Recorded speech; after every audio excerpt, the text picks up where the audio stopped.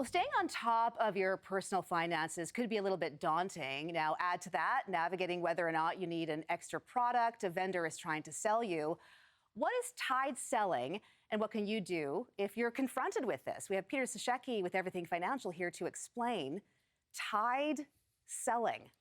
I don't think I've ever heard this term before. Yeah, Tide it's not selling. the laundry detergent either. Not Tide. Not Tide. It's not going to get your stains Tide. out. No. Okay, so what is tide selling? How does this work? Very common nowadays, again, it's when you go to the bank or your mortgage company, whoever, and you're trying to get a product and they say, well, we'll give you this deal, but you have to give us all this. So the common thing nowadays is, well, we'll give you an extra 0.25% off in your mortgage, but we want all your investment money too.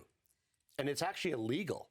And I mean, the financial world is not the only world this happens in. It happens in the cell phone world, and the cable world, and the car selling world. But it's really prevalent now because interest rates are starting to come down.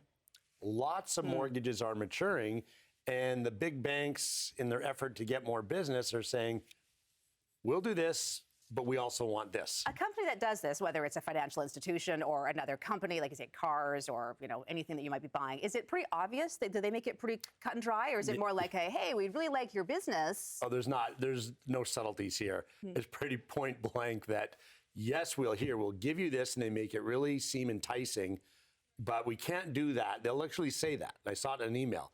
We can't do that without you giving us this, but if you give us this, we'll be able to give you this. And it's completely illegal. What are the guardrails that are in place to regulate that from happening? None. None, really. There's complaints made. You can write letters. You can go to ombudsman. You can do all these different things.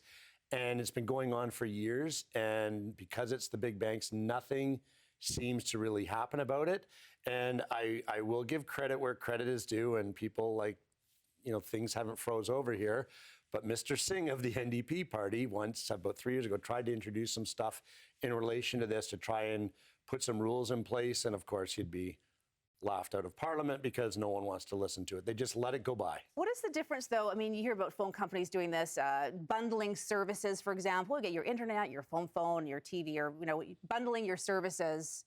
What's the difference? Bundling is kind of a gray area because it's just putting things all in one. But is one of those bundling services dependent on you getting the other one, or can you buy them all, individually? A la carte. Yeah, a la carte. But he says the thing with the mortgage business and the investment business, it is so obvious. And the easiest way to take care of this, go to a mortgage broker somewhere and someone reputable and go, here, if I get this mortgage, what rate can I get? And you will find that rate, 9 times out of 10, is the rate they would have given you at the bank if you had moved over this other business anyway. So they're making it sound like they're giving you a deal.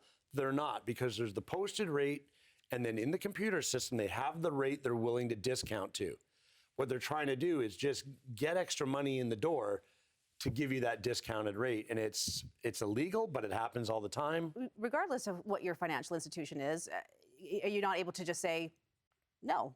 No, just say no, I'll go elsewhere, and then sit there and say nothing. Call the bluff.